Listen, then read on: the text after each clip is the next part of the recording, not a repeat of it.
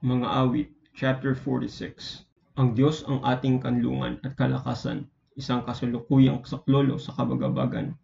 Kaya't hindi tayo matatakot, bagaman ang lupa ay maalis, at bagaman ang mga bundok ay madala sa gitna ng dagat. Bagaman ang tubig niyoon ay umaatungal at mabagabag, bagaman ang mga bundok ay nayayanig sa kanyang pag-alon, Sela. May isang ilog na ang mga batis ay magpapasaya sa bayan ng Diyos, ang banal na dako ng mga tabernakulo ng kataas-taasan. Ang Diyos ay nasa gitna niya, hindi siya matitinag. Tutulungan siya ng Diyos at maaga pa.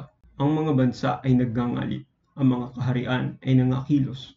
Kanyang binigkas ang kanyang tinig, ang lupa ay natunaw. Ang Panginoon ng mga hukbo ay sumasa atin, ang Diyos ni Jacob ang ating kanlungan, Sela.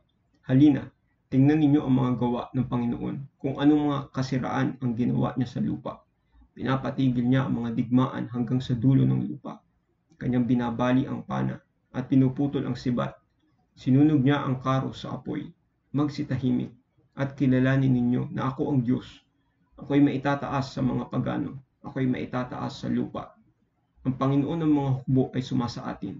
Ang Diyos ni Jacob ang ating kanlungan, Sela.